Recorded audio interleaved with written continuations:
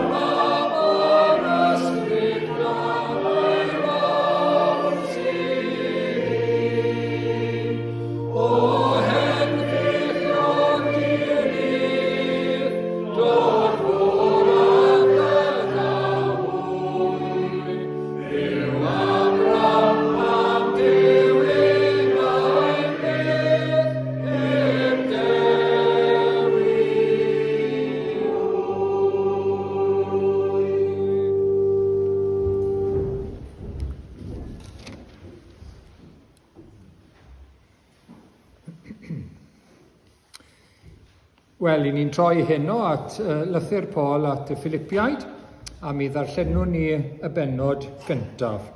Felly, Philippiaid, pennod 1.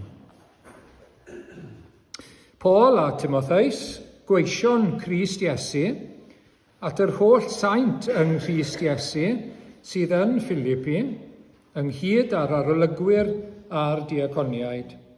Gras a thangnefedd i chwi oddi wrth Dduw ein tad a'r arglwydd Iesu Grist.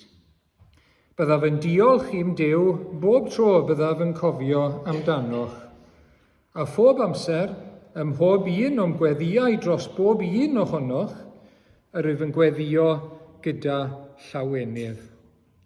Diolch y byddaf am eich partneriaeth yn yr Efengyl, o'r dydd cyntaf hyd yn awr. Ac yr wyf yn sicr o hyn, y bydd i'r hwn a ddechreuodd waith da ynoch ei gwblhau erbyn dydd Crist Iesu. Felly y mae'n iawn i mi deimlo hyn amdanoch i gyd am fy mod mor hoff ohonoch, ac am eich bod i gyd yn cyfrannogi o'r fraint sy'n dod i'm rhan pan fyddaf yng ngharchar, yn ogystal â phan fyddaf yn amddiffyn yr Efengyl, neu yn ei chadarnhau. O ble gyda mae Duw yn dyst i mi, gymaint yr wyf yn hiraethu a dyhead Crist Iesu ei hun am bawb ohonoch. Dyma fy ngweddi ar eich cariad gynyddu fwy eto mewn gwybodaeth a phob dirnadaeth mwyn i chwi allu cymeradwyo'r hyn sy'n rhagori a bod yn ddidwyll a didramgwydd erbyn dydd Crist. Yn gyflawn o ffrwyth y cyfiawnder sy'n dod trwy Iesu Grist gogoniant a mawl i Dduw. Yr wyf am i chwi wybod gyfeillion, neu brodyr, bod y pethau a ddigwyddodd i mi wedi troi yn hytrach yn foddion i hyrwyddo'r Efengyl. Yn gymaint ei bod wedi dod yn hysbys trwy'r holl praetoriwm ac i bawb arall, mae mwyn Crist yr wyf yng ngharchar, a bod y mwyafrif o'r cyd-gredinwyr, oherwydd i mi gael fy ngharcharu, wedi dod yn hyderus yn yr arglwydd, ac yn fwy hi o lawer i lefaru'r gair yn ddiofn. Y mae'n wir fod rhai yn pregethu Grist o genfigen a chynnen, ac eraill o ewyllus da. O gariad y mae rhain yn cyhoeddi Crist, gan wybod mae i amddiffyn yr Efengyl y gosodwyd fi yma, ond y mae lleill yn gwneud hynny o gymhellion hunanol ac am hir, gan feddwl perigofid i mi yng ngharchar. Ond pa waith? Yn aill ffordd neu'r llall, prinau mewn rhith yn mewn gwirionedd, y mae Crist yn cael ei gyhoeddi, ac yr wyf yn gorfoleddu yn hyn. Ie, a gorfoleddu a wnaf hefyd, oherwydd mi mae canlyniad hyn, ar bwys eich gweddi chwi a chymorth ysbryd Iesu Grist, fydd fy ngwaredigaeth. Am hyn, yr wyf yn disgwyl yn eiddgar, gan obeithio na chaf yng nghywilyddio mewn dim, ond y bydd Crist yn awr fel erioed, trwy fy ngwroldeb i, yn cael ei fawrygu yn fy nghorff i, pyn bynnag ai trwy fy mywyd, ai trwy fy marwolaeth. Oherwydd i mi, Crist yw byw, ac elw yw marw. Ond os wyf i barhau i fyw yn y cnawd, bydd hynny yn golygu y caffrwyth o'n llafur. Eto ni beth yw ddewis, a mae'n gyfyng arnaf o'r ddeiti o'r ddwy ochr. A mae arnaf awydd ymadael a bod gyda Christ, gan fod hynny'n llawer iawn gwell, ond y mae aros yn fy nghawd yn fwy angenrheidiol eich mwyn chwi. Rwy'n gwybod hyn i sicrwydd, aros a wnaf, a phara i aros gyda chwi oll, i hyrwyddo eich cynnydd a'ch llawenydd yn y ffydd.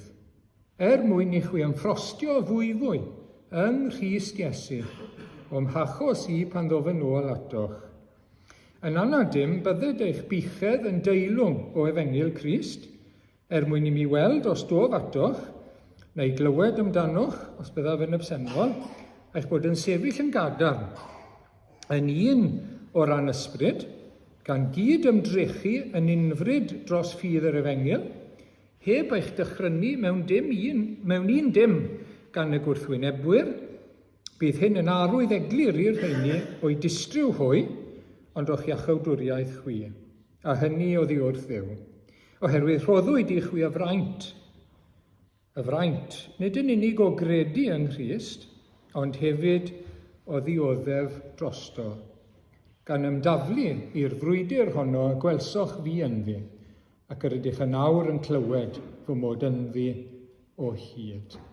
Cyn i'n diolch i'r arglwydd am ei air sanctaidd ac yn gweddio ei fendith ar y gair i ni heno. Amen. Gawn ni droi at yr arglwydd mewn gweddi gyda'n gilydd. Gawn ni weddio. O arglwydd ein Duw a'n tad grasol, diolch yn fawr am gael dod gyda fron unwaith eto heno. O arglwydd, diolch am y cyfle newydd o ddod i dy geisio di ac i thaddoli di ac i gwrdd â thi gyda'n gilydd heno. I ni wedi ymgynnull eto yn enw yr arglwydd Iesu, oherwydd wrth ymgynnull yn ei enw i ti'n addo bod yn bresennol gyda ni.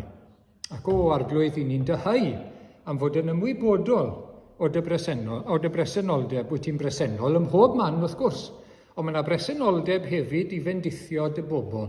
Mae yna bresenoldeb ymhlith dy bobl. Ac o arglwydd i ni'n ceisio hynny heno, fel y ddau ar y ffordd i'r maes, bod ein calon yn llosgi ynom ni, wrth i ti agor i ni yr ysgryth y rhai. Helpa ni arglwydd i daddoli di mewn ysbryd ac mewn gwirionedd nawr heno, mewn reality o arglwydd, ac i dy geisio di. Ac o arglwydd i ni'n diolch bod gen i ti fendith ar ein cyfer ni, bob tro i ni'n dod ata ti, bob tro i ni'n agor y gair, bob tro i ni'n clywed dy air sanctaidd. Mae gen i ti fendith, mae gen i ti fwyd ar gyfer ein henaid ni.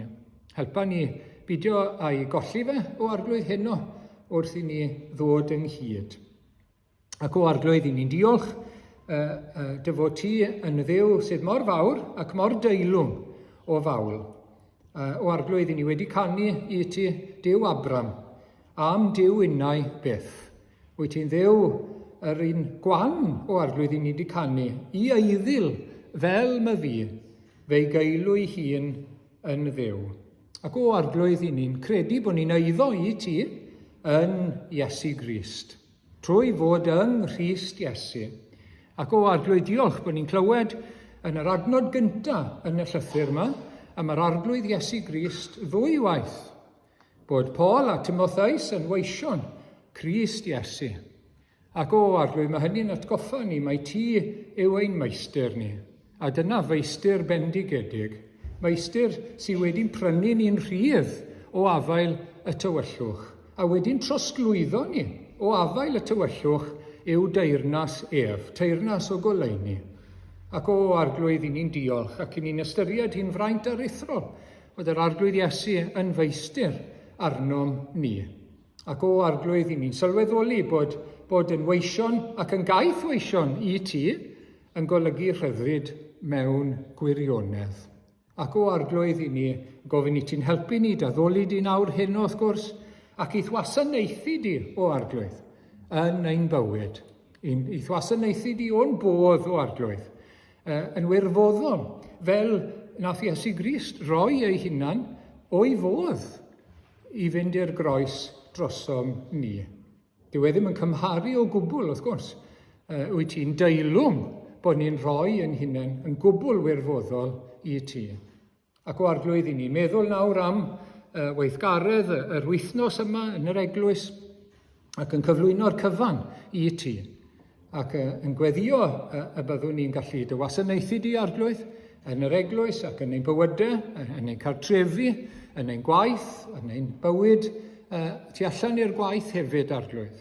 Helpa ni gofio, mae gweision i ti ydyn ni, a mae saint i ti ydyn ni, bod ni wedi'n cysegru i'r arglwydd Iesu. Bod ni ar wahân nawr, bod ni o'r neilltu yn iddo ef, i fod yn lestri glân yn ei wasanaeth ef. Gofyn i ti gadw'n dwylo ni'n lan o arglwydd, i ni byd o trochi'n hunain gyda phechod. Roi ni ras o arglwydd i wrthwynebu pechod, fel glywson ni bore yma. I byd o derbyn rhyw lefel anigonol o fywyd, lle mae pechodau yn cael teyrnasu arno ni yn rhwydd. O, plis nertha ni yn enw yr arglwydd Iesu. A diolch o arglwydd bod bob un o dy blant di, bob un sy'n credu yn yr arglwydd Iesu yn saint yng Nghrist Iesu hefyd. O arglwydd i ni'n diolch am y fraint aruthrol yma o arglwydd, ein bod ni'n cael ein galw yn bobl i ti, yn bobl briodol i ti, ond yn Iesu Grist, yn yr arglwydd Iesu.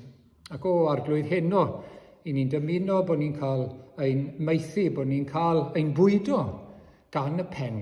Ni yw y corff, ond i ni'n dibynnu'n llwyr ar y pen, un cynnal ni.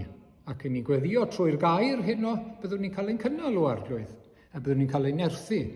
Mae'r apostol Paul yn gweddio am gynnydd mewn cariad, am gynnydd mewn ffydd wrth gwrs, a dirnadaeth i wybod beth sydd yn rhagori. Arglwydd, ni'n gweddio hyn dros ein hunain, dros ein gilydd o arglwydd, am gynnydd mewn cariad tuag at y tŷ a tuag at ein gilydd o arglwydd. Ni'n gweddio y bydd y gair pan ni'n mynd trwy y llythyr yma o arglwydd. Ni'n eisiau jyst bod yn rhyw ymarfer academaidd, ond ni'n eisiau ddefen mouldio ni arglwydd fel pobl. Ni'n eisiau ddefen newid ni fel pobl. I ni gynyddu mewn gras o arglwydd. I ni byd o sefyll yn yr unfan ac i ni newid. I ni weld y newid yn ein gilydd, yn ein hunain ac yn ein heglwys ni o arglwydd. Ac felly ni'n diolch i ti am dy air. Ni'n diolch i ti am yr Efengil. I ni'n diolch bod ti o arglwydd wedi anfon dy fab i fod yn geidwad i ni. A'i fod trwy ei fywyd glân, ei aberth drud, ei fuddugoliaeth, ei esgyniad, bod yn gwneud creadigaeth newydd. Diolch am fywyd newydd, bywyd o ddichod sydd wedi dod i ni oherwydd gwaith Iesu Grist, trwy yr ysbryd glân yn ein geni ni o'r newydd. I ni'n diolch arglwydd, ac i ni eisiau gweld arwyddion dy fywyd i yn cryfhau yno ni, yn dod yn fwy amlwg, a stamp Iesu Grist yn dod yn fwy amlwg arno ni o ddydd i ddydd. Arglwydd, i ni'n diolch yn fawr i ti am yr Efengil, i ni'n diolch yn fawr i ti am yr arglwydd Iesu, i ni'n diolch yn fawr i ti am ein gilydd, bod ti wedi'n gosod ni mewn teulu, mewn eglwys yma o arglwydd, ac i ni'n frodyr ac yn chwiorydd yng Nghrist. Ac i ni'n gweddio o arglwydd, y byddwn ni'n sefyll gyda'n gilydd fel darllenon ni, a byddwn ni hefyd yn unfryd yn y frwydr yn erbyn pechod, yn unfryd o blaid yr Efengil, o blaid y gwirionedd, o blaid y dystiolaeth yn ein dydd ni. Nertha ni arglwydd i sefyll ysgwydd yn ysgwydd gyda'n gilydd. Helpa ni gario beichiau'n gilydd o arglwydd. Helpa ni ymbil dros ein gilydd. Diolch o arglwydd am deulu y ffydd. I ni'n cofio am y rhai eto sy'n methu bod gyda ni arglwydd, gofyn i ti cynnal nhw, a gofyn i ti ei bendithio nhw'n helaeth o arglwydd, yn eu cartrefu neu mewn cartre. Cynnal nhw ar. Gad iddyn nhw gael eu calonogi. Gad iddyn nhw brofi llawenydd yr arglwydd, gweitha yr amgylchiadau. Arglwydd, diolch nawr am gael dod ger dy fron. Paid ag arwain ni i demtasiynau diangen arglwydd. Cadw ni rhag yr un drwg. Cadw ni rhag balchder o arglwydd, balchder ysbrydol. Mi welson ni gyda Samson, oedd angen y syched na i'w atgoffa fe o'i wendid.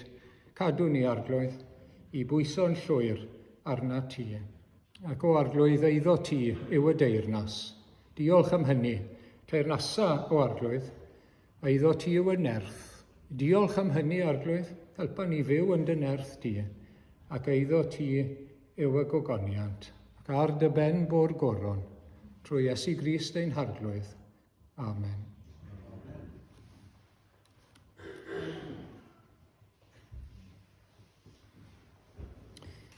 Gawn ni droi at yr ail emyn gyda'n gilydd.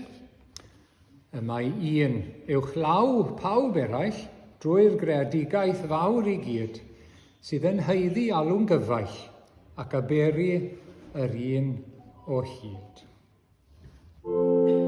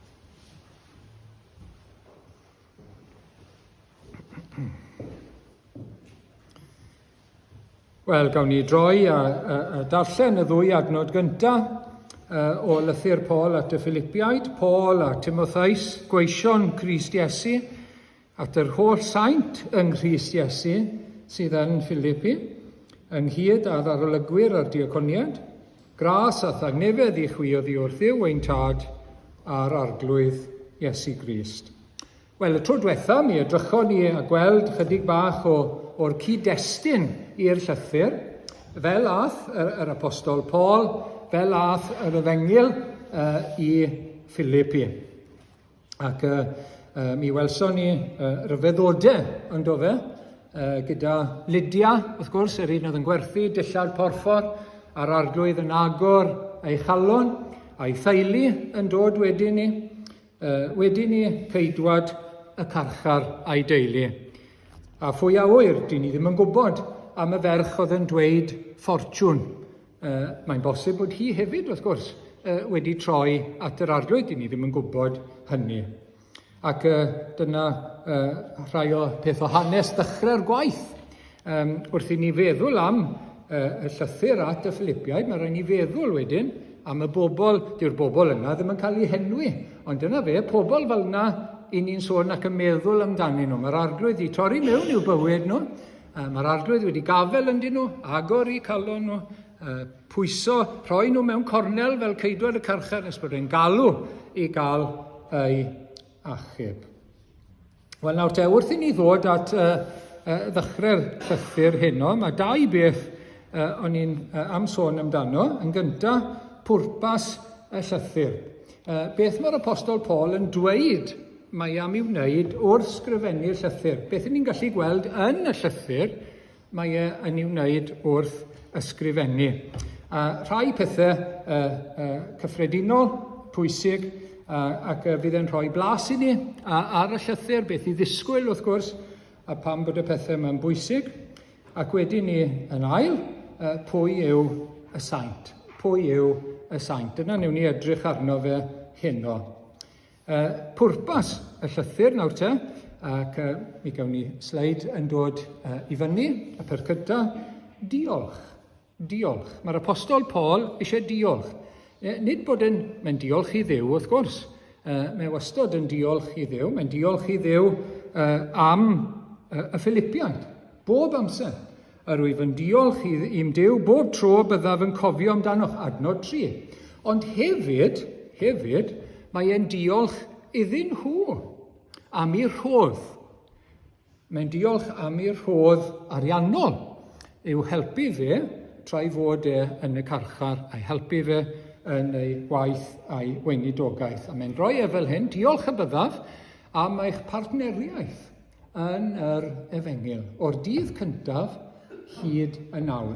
Mae'n ystyried y Philippiaid felly yn bartneriaid yn yr Efengyl.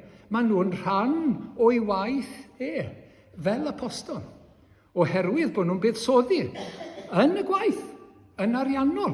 Mae'n disgwyl bod nhw'n gweddio drosto fe, a maen nhw wedi buddsoddi, maen nhw wedi anfon rhodd iddo fe. Ac oherwydd hynny, maen nhw'n rhan, maen nhw'n partneriad yn y gwaith o fynd ar Efengyl i wahanol fannau at y cenhedloedd a'r Iddewon, maen nhw yna yn rhan o'r gwaith. Ac mae hwnna, wrth gwrs, yn bwysig i ni. Mae yna sawl peth yn awgrymu hunan fyna i chi a fi. Pa mor bwysig yw diolch i'n gilydd. Cydnabod ein gilydd, diolch i'n gilydd am unrhyw gefnogaeth yn y gwaith. Dim eisiau ni fod yn orswyl i ddiolch i'n gilydd, achos mae'r apostol Paul yn ei wneud fan hyn. Mae yn diolch iddyn nhw am y rodd myna. Adnod arall ar yr ail sleid, hynny da gwneithoch. Mae'n pwysleisio, doedd e ddim yn ei ddisgwyl fel se rhaid iddo fe gael a bod i ar ben arno fe tas fe ddim yn ei gael Mae wedi dysgu i fod yn fodlon ym mhob amgylchiad. Ond mae'n gwerthfawrogi y rhodd yr un peth, a mae'n diolch. A mae'n dweud hynny, da y gwneithoch. Wrth rannu â mi, dyma'r bartneriaeth, chi'n rannu â mi yn fy ngorthrymder. Ac felly, beth mae hynny'n dweithio ni, dylen ni ddiolch i'n gilydd, Sy'n eisiau ni fod yn orswyl i wneud hynny. Ac hefyd, dylen ni gofio, pan ni'n gweddio dros eraill, pan ni'n rhoi arian tuag at waith, i ni'n bartneriad wedyn ni yn y gwaith yna. Fel yna mae'r apostol Paul yn ei gweld i, a mae'n dweud hynny wrthon ni. Ac ni'n bartneriaid yn y gwaith, a mae'r bobl sy'n derbyn yn ein gweld ni'n bartneriaid yn y gwaith. Ac mae'n bwysig iawn yn dweud, os ych chi'n darllen, os ych chi'n cael gwybodaeth gan Barnabas neu Open Doors neu'r BMS neu beth bynnag, ac ych chi'n clywed, maen nhw'n gwerthfawrogi. Maen nhw'n gwerthfawrogi. Oherwydd mae rhywun yn cofio amdanyn nhw, mae rhywun gyda nhw, mae yna bartneriaeth yn y gwaith yna, oherwydd dyn ni ddim yn gallu gwneud y gwaith ar ein pen ein hunain. Mae hwnna'n bwysig iawn. Mae'n rhywbeth ymarferol iawn, ond mae'n bwysig iawn i ni i gofio. Nawr, o'n i wedi awgrymu wedyn ni bod yr apostol yn diolch i Dduw amdanyn nhw. Ac mae hynny wahanol.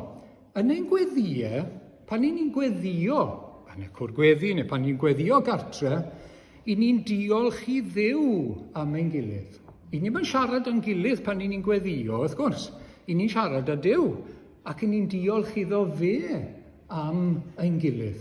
Hynny yw, fe sydd wedi rhoi ni gyda'n gilydd, wrth gwrs, yn yr eglwys. A'i waith yn ein bywyd ni, sydd wedi golygu bod ni nawr yn frodyr ac yn chwiorydd yn Christ. I waith yw hwnna, ac i ni'n diolch am ein gilydd. Oherwydd y gymdeithas sydd gyda ni, oherwydd y teulu sydd gyda ni, oherwydd y bartneriaeth sydd gyda ni. A mae'n bwysig iawn bod ni'n diolch i'r arglwydd am ein gilydd mewn gweddi. Ac ar brydiau bod ni'n diolch i'n gilydd am gefnogaeth ac am bartneriaeth. Wedyn ni, yr un nesaf ydy y diweddaraf, the latest. Hynny yw, mae am roi gwybodaeth iddyn nhw o sut mae pethau'n mynd, sut mae'n mynd gyda fe, a sut mae'n mynd gydag Epaphroditus hefyd, yr un sydd wedi dod ar anreg, yr hodd, i Paul ar ei rhan nhw. Ac felly, chi'n clywed hyn ym Mhennod 2, na i ddarllen rwyf yn credu hefyd y dylwn anfon Epaphroditus atoch chi, nôl atoch chi, brawd a chydweithiwr a chydfilwr i mi a'ch cenad chwi weini ar fy nghenraid. A mae'r apostol Paul yn ei llanw nhw mewn. Mae'n dweud, mae wedi bod yn dost iawn. Mae wedi bod yn sal iawn bron a marw trai fod gyda Paul. Ond bod wedi cael adferiad, diolch i'r arglwydd, yn lle bod e'n cael gofid ar ben gofid. Mae'r arglwydd wedi bod yn drigarog iawn. Ac mae e'n ei rhoi newyddion ac yn ei ala fe nôl i dawelu eu meddwl nhw, eu calonogi nhw am drigaredd yr arglwydd a'i ddaioni. Mae hefyd, wrth gwrs, fel darllenon ni, dyw hwn ddim lawr dy fi fan hyn, ond mae'r apostol Paul yn rhoi newyddion am ei hunan ac am y ffordd mae'n mynd yn y carchar. Mae'n gweud wrthyn nhw mae pethau wedi troi allan yn dda iawn yn y carchar. Meddyliwch, mae yn y carchar mae dal yn y jail, mae dal falle under house arrest, beth bynnag ydy yn Rhufain, mae dal yn gaeth. Ond, sa'ch chi'n siarad â Paul, mae pethau'n mynd yn dda iawn, achos mae wedi troi i dynnu sylw i efengil Iesu Grist. Mae pawb yn gwybod pam mae yna. Mae rhaid fi dynnu'n hot, so i'w mynd yn dwy yma. Mae pawb yn gwybod pam mae yna, o achos yr efengil. A maen nhw'n dod i glywed rhywbeth am yr arglwydd Iesu. Maen nhw'n dod i glywed rhywbeth am Iesu o Nazareth, ar groes, ar efengil, sydd wedi mynd â Paul i'r jail. Ac mae'n rhoi y wybodaeth yma iddyn nhw. Mae'n gadael iddyn nhw wybod sut mae'n mynd gyda fe, sut mae'n mynd gydag Epaphroditus. Mwyn tawelu meddwl nhw, mwyn eu calonogi nhw. Eu calonogi nhw. Nid rhannu gwybodaeth mwyn gosip yw hyn, dim byd fel yna, ond eu calonogi nhw yn yr arglwydd. Tawelu meddwl. Rhywbeth cadarnhaol iawn sydd mewn y golwg.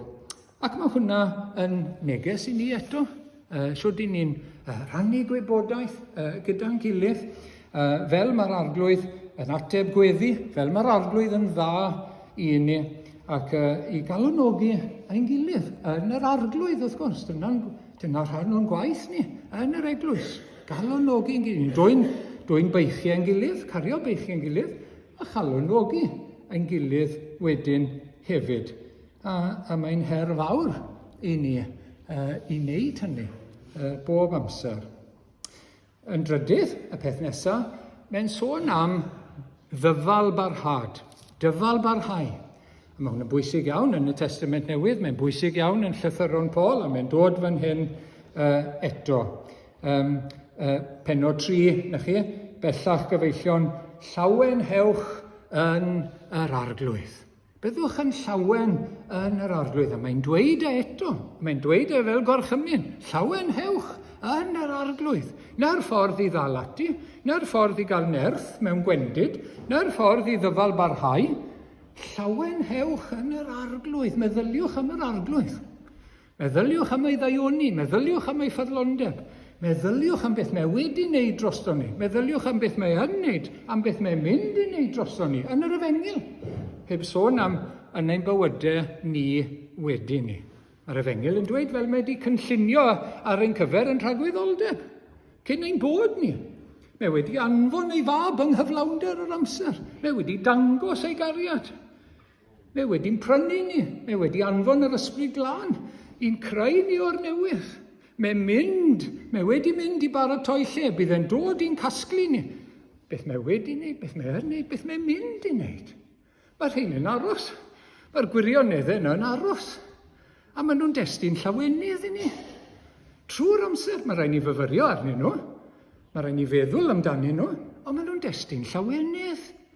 Ac mae hwnna wedyn, wrth gwrs, yn rhoi dyfalbarhad i ni. Dyfalbarhad i ni. Mae yna batrwm, mae yna gynllun, mae yna orffennol, presennol, a mae yna ddyfodol, wrth gwrs.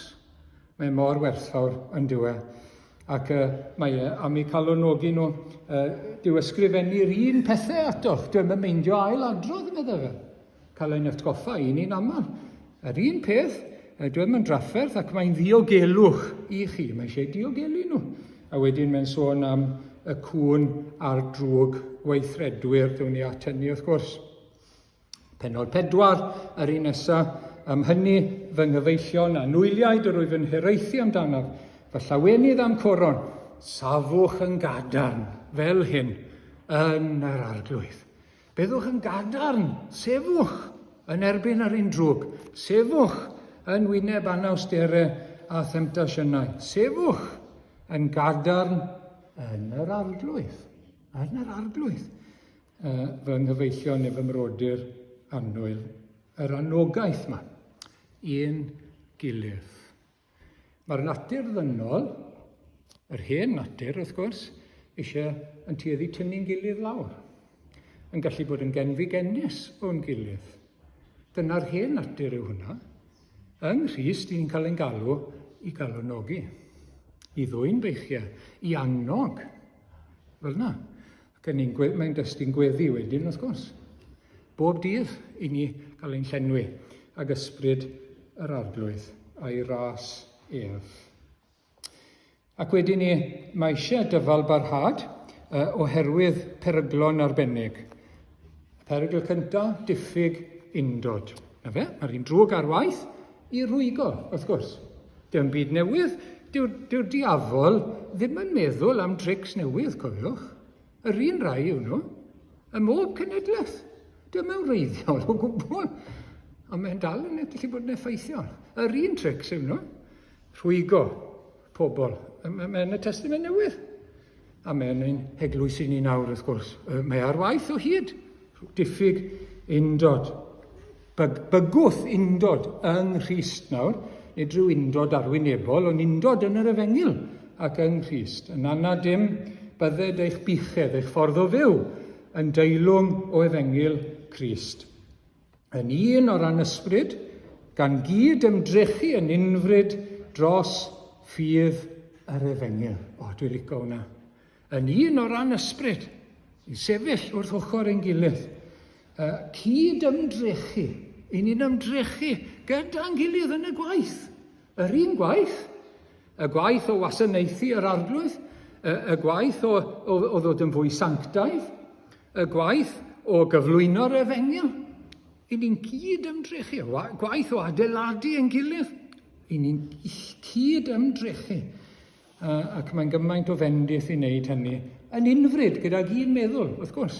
Mae hwnna yn ei golygu o un fryd dros ffydd yr efengyl. Ac mae'n frwydr barhaus. A mae eisiau gras yn barhaus. Mae eisiau nerth yr ysbryd glân yn barhaus. Mae eisiau cariad Crist i'n llenwi ni yn barhaus. I gael ei dywallt ar led yn ein calonnau ni. Diffyg undod, wedyn ni yr iddeweiddwyr. Dylanwad yr iddeweiddwyr. Mi ddewn ni at hyn wrth i ni fynd trwy y llythyr. Dyma beth mae'n dweud, bellach gyfeillion llawenhewch yn yr arglwydd. Nage, mae'n gwahanol dy fi lawr. Adnod 2 sy'n well, hwnna sy'n iawn.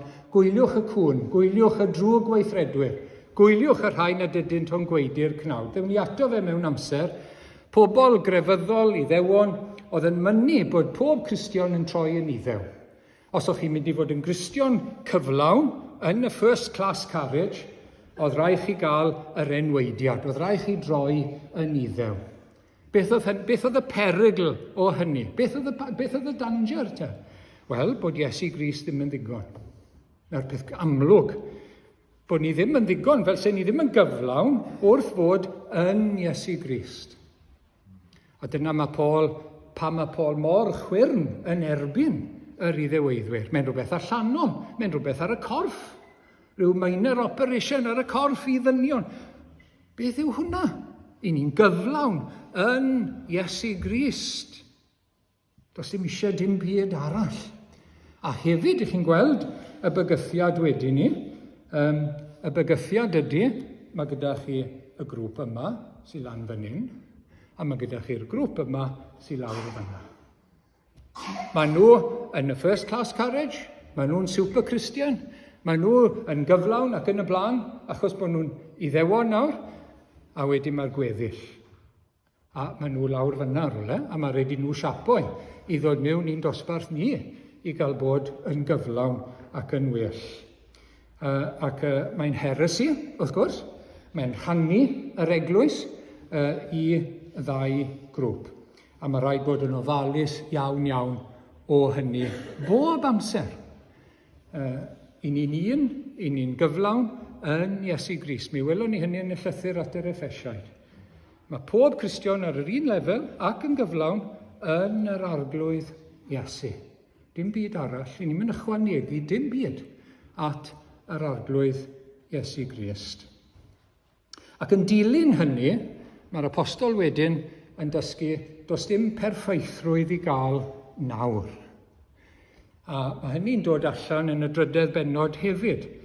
Mae'n gweud yn glir, nid fy mod eisoes wedi cael hyn, neu fy mod eisoes yn berffaith ar wyf yn prysuro ymlaen. Cyrchu at y nod mae e. Dwi ddim wedi cyrraedd, medde'r apostol Paul. Ac wrth gwrs, mae yna ddanger.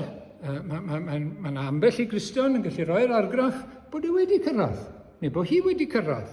Ryw le arbennig, yn gwybod y dirgelion i gyd, gwybod y cyfan i gyd. Ac mae'n fraint fawr i chi gael bod yn ei cwmni nhw. Balchder ysbrydol yw hwnna, a mae'n beryglus iawn. Mae Duw yn nabod y balch o bell. A mae balchder ysbrydol yn un o'r rhai mwyaf ffiaidd o bechodau balchder. I ni'n gwbl ddyledus i ras Duw, i ni'n gwbl ddyledus i faddeuant, i ni'n byw ar faddeuant a thrigaredd, bob un ohono ni, i ni'n byw ar heiddiant rhywun arall, yr arglwydd Iesu, pa hawl, pa sail sydd gyda ni i ryw falchder.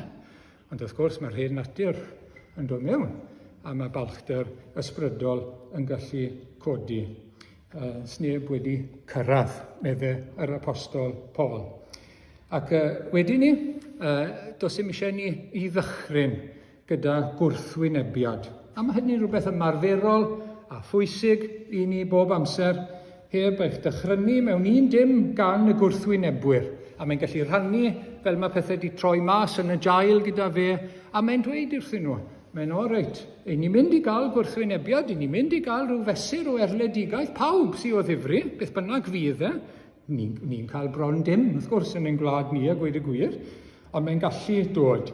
Mae rhaid ni ddisgwyl a cyd sefyll, chybod, sefyll gyda'n gilydd pan mae yn dod. Sym eisiau ni i ddychryn, gyda ymosodiadau y gelyn, yr un drwg pwy ffordd bynnag mae'n dod. Ac yn olaf, danfon Timotheus. Mae'n sgrifennu bydd yn anfon Timotheus, mae'n adnabyddus iddyn nhw wrth gwrs, oedd e gyda Paul yna yn mynd ar Efengyl y tro cyntaf. Ac eto, mae'n dweud hyn yn yr adnod, mae'n hyfryd iawn. Mwyn i mi gael fy nghalwnogi o wybod eich amgylchiadau chi. Mae wedi dweud bod eisiau iddyn nhw wybod beth sydd wedi digwydd iddo fe, a mae eisiau gwybod beth sy'n digwydd gyda nhw. Mae e'n awyddus i gael gwybod i hamgylchiadau nhw hefyd, trwy gadw cysylltiad a'i gilydd. Wel, dyna chi y prif bethau, os ych chi'n darllen y Beibl canllaw, mae'r pwyntiau yna yn y Beibl canllaw. Mae yna gyflwyniad i bob llyfr, ac maen nhw'n bwyntio ar dderchog, ymarferol iawn, beth sydd yn codi, a maen nhw mewn mannau eraill hefyd esboniadau yn y llythyr. Wedyn, ni'n dod at y frawddeg gyntaf, ac Timotheus gyda Paul, fel o'n i'n gweud, mae'n adnabyddus wrth gwrs i'r Philippiaid. Mae yna rhywbeth yn wahanol am y ddechrau y llythyr at y Philippiaid. Mae'n chydig bach yn wahanol i lawer o'r rhai eraill. Dyw'r apostol Paul ddim yn galw ei hunan yn apostol, fel mae'n arfer gwneud.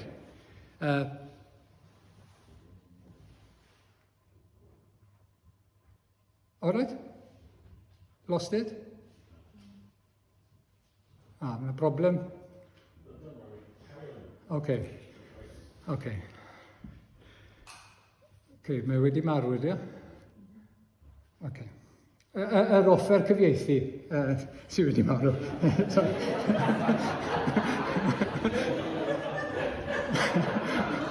Mae Hyw yn iawn. Se bod chi'n poeni nawr. I just said that the translation material has died, not Hyw. Hyw is fine. Felly mae cyfarchiad yma chydig bach yn wahanol. It's slightly different this time. Paul doesn't say that he's an apostle. He uses the word servant, gwas. Gyda Timotheus, gweision mae yn ei ddweud. Pam te? Achos mae hwnna'n wahanol. Edrychwch ar Colosiaid. If you look at Colossians, and this is more usual, Paul, apostol Crist Iesu, trwy wyllus Duw, a Timotheus, ein brawd.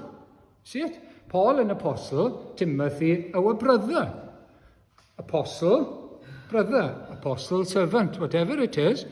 Ond fan hyn, mae wahanol. Gweision. Dwi ddim yn dweud apostol a rhywbeth arall, dim ond gweision, just servants. Pam mae hynny? Wel, mwy na thebyg, achos bod perthynas telerau mor agos a chynnes rhwng Paul a'r Philippiaid. Doedd ddim cwestiwn o'i awdurdod gyda'r Philippiaid.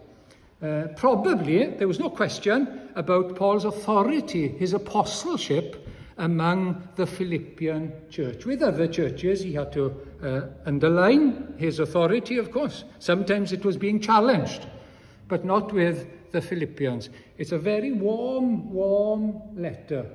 Mae'r berthynas rhwng Paul a'r Philippiaid yn arbennig iawn. Mae'n gynnes iawn. Yn wahanol i'r eglwysi eraill. It's different from the relationship with other churches. Gweision Crist Iesu. Chi di sylwi yn y frawddeg gyntaf, mae Crist Iesu a Iesu Grist, Crist Iesu a Crist Iesu eto, dwy waith. Yn y frawddeg gyntaf un, Christ Jesus. Twice in the first line of the letter. Yn gyntaf, maen nhw'n weision Crist Iesu. Ac mae hwnna wir amdano ni gyd, wrth gwrs. It's true of us all. Servants of Christ Jesus. Mae rhaid ni gofio hynny bob amser. I ni wedi cael ein prynu ganddo fe. Ni wedi cael ein prynu'n rhydd gyda'i werthfawr waed. He's purchased us. He's purchased freedom for us with not silver or gold, but his precious blood. What a privilege. Na chi fraint i gael ein galw yn weision i'r arglwydd Iesu Grist. Mae eich sefyllfa chi fel gwas yn dibynnu lot ar pwy yw'r meistr, yn dweud. Falle bod chi'n cael y profiad yn eich gwaith, mae'n dibynnu pwy yw'r bos. Pwy sy'n uwch eich pen chi. Fel mae'n eich trin chi ac yn y blaen. Well, think of this. The Lord Jesus is our manager, is our master, is our Lord. What a privilege. What a privilege. Mae mor garedig, mae mor dyner, mae mor dda, mae'n ein caru ni gyda chariad na allwn ni beth ei fesur. Fe yw ein meistr ni. Dyw e ddim fel meistr creulon, dyw e ddim fel meistr cas. Mae yn feistr bendigedig. Dyw e ddim yn gofyn i ni wneud unrhyw beth, dyw e ddim wedi wneud i hunan. He doesn't ask us to go anywhere, to do anything where he hasn't been already. He's gone before us. He is our Prince of Salvation. He's gone through the sufferings. He's gone through the fire and the water. He's gone to prepare a place for us. And he's with us along the way. Ac mae'r gwasanaeth, wrth gwrs, yn gwbl wirfoddol felly. Ac os nad yw e ddim gwerth. Our service is completely voluntary. And if it isn't, it's not worth anything. So service to the Lord isn't voluntary. There's something radically wrong. Radically wrong. If we don't serve him with all our heart, we don't have to be held our arm behind our back. We don't have to be forced. I ni'n gwasanaethu yr arglwydd Iesu Grist. Y mab Duw, ein prynwr, ein bugail, ein craig, ein popeth ni. Mae'n fraint aruthrol. Rifeiniaid 6, yn dy nawr ar ydych wedi eich ryddhau oddi wrth bechod. A mae'n chwarae gyda fe, chi'n gweld? Chi wedi cael eich ryddhau o bechod ac gwneud yn geithion i Dduw. You've been set free from sin, slaves to God. It's a contradiction, isn't it? But where is true freedom? Man thinks in his nature that true freedom is being free of God. But we know that true freedom is being a slave, being bound to the Lord Jesus Christ, letting him bind our hands and take us and guide us wherever he wants in our lives. That's freedom, to be bound to him, the Lord Jesus. Ac beth mae hwn yn ein atgoffa ni hwnna fe dau beth bach, fe sy'n holl bwysig, nid Paul, nid Timotheus, na neb arall. He's the one that's important. They're servants of Christ Jesus. That's where the emphasis is. They're servants, merely servants of the Lord Jesus Christ. He is the true master. Of course, not the emperor in Rome or anybody else. He is the true master. And we are servants of the one that's guiding the hand of providence, that's guiding the history of the world. We are his servants. What a privilege. A hefyd, wrth gwrs, maen nhw'n weision i'r saint. Maen nhw'n weision Crist Iesu, a maen nhw'n weision i bobl yr arglwydd hefyd. They're servants to the Lord's people then, as well, of course. Galatiaid 5:13, fe'ch galwyd gyfeillion i ryddid, ond yn unig peidiwch ag arfer eich ryddid yn gyfle i'r cnawd, i feddwl beth i ni moyn, yn hytrach trwy gariad byddwch yn weision i'ch gilydd. I'ch gilydd. Try your headphones.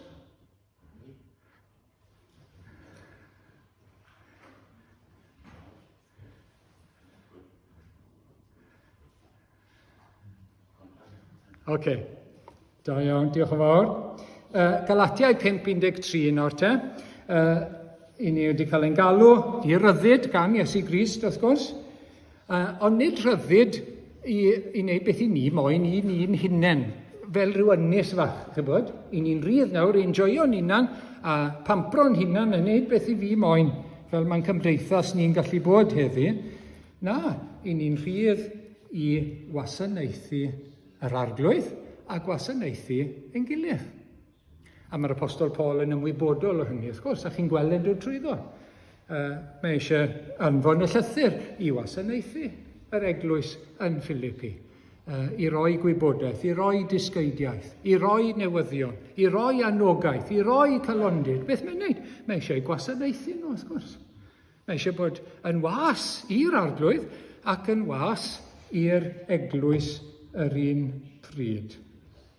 Mae trafferth yn mynd i gorddi, unwaith i ni'n anghofio y gwirionedd hwn. Mae gweision yr arglwydd Iesu i ni, a gweision i'n gilydd hefyd. Ac wrth gwrs, mae'r thema'n dod mwy nag unwaith yn y llythyr yma. Fydd e'n dod nôl dro ar ôl tro. Ac wedyn, maen nhw'n weision Crist Iesu, a mae'n ysgrifennu at yr holl saint yng Nghrist Iesu. Ac wrth gwrs, mae'n defnyddio'r gair saint, saints, yng Nghrist Iesu. A mae'n amlwg bod e'n sôn am bobl sy'n fyw. Dyn nhw ddim wedi marw, achos gallwch chi gael y syniad gan yr eglwys babyddol bod y saint wedi marw. A bod nhw wedi cael eu canoneiddio nawr, a bod nhw wedi mynd. Wrth gwrs, na'r saint gorau, maen nhw wedi cael eu canoneiddio, a wedi cael rhyw gymwyster arbennig, maen nhw'n gallu gweddio dros eraill, a chi'n gallu gofyn am eu gweddi nhw drostoch chi, eu reolaeth nhw, drosto ni sy'n ar y ddeiar, a dros rhai sydd yn purdan, purgatory. Wel, dyw e ddim yn y Beibl o gwbl, wrth gwrs. Rhywbeth sydd wedi cael ei ychwanegu yw hwn, ar ben, a mae'n beryglus iawn, dyn ni'n mynd fod i dynnu bant o'r Beibl, dyn ni ddim i fod i ychwanegu ar ei ben o gwbl. Does dim angen hynny o gwbl. Iesu Grist yw ein eiriolwr ni. Ni'n mynd gweddio ar neb arall, ni'n mynd dod at y tad trwy neb arall, ond yr arglwydd Iesu Grist. Mae'n holl ddigonol. Sy'n eisiau neb arall, fe yw'n eiriolwr ni. Ac i ni yn gallu gweddio dros ein gilydd hefyd, fel brodyr a chwiorydd. I ni gyd yn gallu gweddio a gwasanaethu ein gilydd. Ac mae'n cyfeirio at bob credadun. Dyna beth mae'n feddwl. Pob un sydd yn credu yn yr arglwydd Iesu, sydd wedi edifarhau, sydd wedi galw ar yr arglwydd, ac wedi dod yn iddo fe. Ac felly mae'n sgrifennu at yr holl eglwys. Fel yna mae'n dechrau. Mae'n sôn am y swyddogion wedyn, ond mae'n dechrau, sylwch, gyda'r holl eglwys i gyd. Y pwyslais ar yr eglwys gyfan ganddo fe. Ac mae hwnna i weld trwy y llythyr. Mae'r pwyslais ar yr eglwys i gyd gan yr apostol Paul. Mae'n hyfryd. Mae'n casau rhwygiadau, fel ni wedi awgrymu'n barod. Enghraifft, pennod 4, mae'n annog y ddwy yma, dyn ni'n gwybod pwy yw nhw, pwy oedden nhw, ond mae'n amlwg bod yna rhyw ffrai wedi bod, mae yna rhyw gwmpa mas wedi bod. Beth yw anogaeth yr apostol Paul? Come on, mae rhaid chi gymodi, mae rhaid chi fyw yn gytun, i chi'n chwiorydd yng Nghrist. A mae'n siarad ar holl eglwys, pawb, achos dyw e ddim eisiau rhwygiadau, dyw e ddim eisiau grwpiau, mae'n sgrifennu at y Corinthiaid. A mae yna sawl plaid, sawl clic, sawl grŵp yn eglwys Corinth. A mae'n sgrifennu. A gair Duw yw hwn, yn erbyn hynny wrth gwrs, oherwydd i ni'n un yn yr arglwydd Iesu Grist. A mae rhaid ni adleisio hyn, mae rhaid ni ddweud hyn o hyd, mae rhaid ni glywed a'i gymhwyso fe o hyd ac o hyd. Mae angen arno ni, yn ein eglwys ni, o hyd ac o hyd ac o hyd. Adnod 4 yn y bennod gyntaf.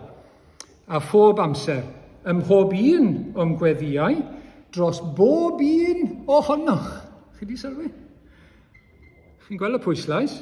Pob amser, ym mhob un o'm gweddiau, dros bob un ohonoch, yr oedd yn gweddio gyda llawenydd. Mae'n cofio amdanyn nhw. Ac wrth gwrs, mae hynny yn esiampl i chi a fi. I ni weddio dros ein gilydd. Mae mor werthfawr, credwch i fi. Mae pregethwr yn mynd i rwle i bregethu. Mae'n gwybod os yw pobl wedi bod yn gweddio drosto fe ac yn gwrando arno fe. Weithiau mae'n meddwl, wel, falle bydd neb. A mae'n gwybod bod pobl eraill yn gweddio drosto fe. Fel gallwn ni weddio, ni'n cael ar y WhatsApp, gallwn ni weddio dros y rhai sy'n pregethu. Byddwn ni trwy arglwydd i gynnal y rhai sy'n cyhoeddi y gair. Mae'n gwneud gwahaniaeth, ond wrth gwrs mae'r pwyslais yr apostol ar yr holl eglwys. Dwi wedi sôn am y pregethwr, dwi wedi sôn am y gweinidog. A mae'r apostol Paul yn gofyn am weddi, ond mae e'n gweddio dros bob un. Ac mae hwn yn rhywbeth sydd yn her barhaus i ni o hyd. I ni'n gorfod dod nôl ato fe o hyd. A dwi wedi awgrymu o'r blaen, defnyddiwch yr adroddiad y capel, i weddio dros bob un. A gallwch chi ychwanegu rhai chi'n gwybod sydd yn mynychu. I ni angen gweddiau ein gilydd. Mae'n rhan o wasanaethu ein gilydd, i weddio dros ein gilydd. Mae'n syndod fel mae'n hagwedd ni at berson yn gallu newid, achos bod ni'n gweddio dros nhw. Mae'n syndod fel mae'n hagwedd ni newid, pan ni ar ein gliniau dros rhywun arall. Mae'n werthfawr ac yn bwysig iawn. Wedyn, mae'n gweud bod e'n hoff iawn ohonynt i gyd hefyd. Mae'n ei caru nhw ac yn ei hoffi nhw. Adnod 7 yn y bennod gyntaf. Felly mae'n iawn i mi deimlo hyn amdanoch i gyd, am fy mod mor hoff ohonoch, ac am eich bod i gyd yn cyfranogi o'r fraint sy'n dod i'm rhan. Dyna'r bartneriaeth eto. Maen nhw gyda fe, p'un bod e'n y carchar neu p'un bod e'n rhywle arall. Maen nhw ynddo fe gyda'n gilydd. Bydd rhai yn mynd dydd Gwener i'r ysgol yn Dewi Sant. Mae mor bwysig bod nhw'n mynd ac yn gwybod bod chi yn gweddio dros nhw. Bydd e'n ei gwahaniaeth. Mae'n aruthrol bwysig. A dros Pilipala, dydd Gwener, a dros y rai sy'n rhannu'r Efengyl mewn gwahanol ffyrdd. I ni angen gweddiau yn gilydd. Mae rhai esiampled i'r rheina nawr. Mae yna beth eraill yn codi yn ein bywydau ni hefyd. Mae'n orchymyn i ni i garu'n gilydd. Does dim shortcut. Mae'n orchymyn i ni i garu'n gilydd fel mae Crist wedi'n caru ni. Gallwn ni, does dim ifs, does dim buts, does dim byd. Mae'n orchymyn. Ac os di'r arglwydd yn gorchymyn, mae'n rhoi gras i fyddhau i'r gorchymyn. Neu fe byth orchymyn heb roi gras i'w blant i fyddhau hefyd. A mae angen gweddi wrth gwrs am y gras hwnnw. Ac yn ola, mae e'n hiraethu amdanyn nhw. Adnod 8 yn dilyn. O ble gyda mae Duw yn dysgu mi gymaint yr wyf yn hiraethu a dyhead Crist Iesu ei hun. Am bawb ohonoch. Na chi ddweud yw hwnna nawr te. Dyhead Crist Iesu. Mae'r arglwydd Iesu beth i ni yn gwybod yw i ddyhead droso ni. Ei ddyhead yw bod ni'n caru'n gilydd. Ei ddyhead yw bod ni'n dod ato fe. Chi'n cofio yn y weddi, y fawr na cyn mynd i'r groes, rwyf yn gweddio lle rwy fi a byddan nhw hefyd gyda fi, iddyn nhw weld fy ngogoniant. Dyhead i ni ddyfal barhau tan y diwedd, gweddio i ni ddyfal barhau tan y diwedd, i gael bod gyda fi yn y gogoniant. Gweddio i ni fod yn un fel mae a'r tad yn un, yn y gwirionedd, yn yr Efengyl, bod ni'n un fel mae'r tad a'r mab yn un hefyd. A mae dyhead Crist yn yr apostol Paul, mae'n dweud, aruthrol cofiwch, bod yr un dyhead, yr un hiraeth na, o di'r hiraeth gyda ni, i weld ein gilydd yn tyfu yn y ffydd. yn llwyddo yn y ffydd. Nid bod fi ar y blaen i rywun arall. Chybod, bod fi'n ennill y ras, a bod fi well, bod ni gyda'n gilydd yn cynyddu, ac yn tyfu, a cryfhau yn y ffydd, ac yn dyfalbarhau, trwy anawsterau, trwy beth bynnag sy'n digwydd ar hyn o bryd. Bod y dehead yma gyda ni. A allwn ni weddio amdano fe, wrth gwrs, os di ddim gyda ni. Mae eisiau mwy ohono fe, yn sicr. Yr hiraeth, y dehead, i weld ein gilydd yn tyfu ac yn llwyddo. Chi'n gweld plentyn bach yn dod, mae'r plant bach yn dod gyda ni fan hyn i'r capel, a chi eisiau gweld nhw'n dod mlaen, ydych chi? Chi eisiau gweld nhw'n dechrau bita i ddechrau, wel, mae'n dechrau cerdded. Cymryd y camau cynta, wedyn mae'n dechrau siarad, a wedyn mae'n dechrau dysgu, a fel yna mae fod. Chi'n gweld nhw'n cynyddu ac yn datblygu ac yn aeddfedu. Chi'n dyhau amdano fe, chi'n edrych mas amdano fe, chi'n ffili aros. Fel yna dylen ni fod, gyda'n gilydd, fel brodyr a chwiorydd, yn dyhau weld ein gilydd yn dod mlaen, yn yr arglwydd Iesu, yn y ffydd, mewn gwybodaeth ac adnabyddiaeth, yn tyfu mewn gras. Ac mae yna bwyntiau hyfryd fan hyn ac ymarferol iawn ond os e. Ac mae'n cyfeirio at yr holl saint yn yr eglwys. Ac mae'n atgoffa ni y fraint, i ni'n weision i Grist Iesu, i ni'n saint yn Grist Iesu, gallwn ni ddweud mwy am hynny y tro nesaf. Ond yr holl saint, pob un sydd yn eglwys Iesu Grist. Gadewch i ni weddio am ras. Mae Paul yn adlewyrchu Iesu Grist, wrth gwrs, i ni gael yr un dyhead, yr un hiraeth, y cariad yma tuag at ein gilydd, yn gweithio yno ni a thrwom ni, gogoniant i'r arglwydd. Amen.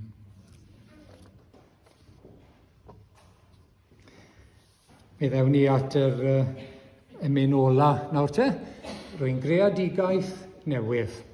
Rwy'n blentyn Duw oherwydd fe'n cyfiawnhawyd trwy ei ras.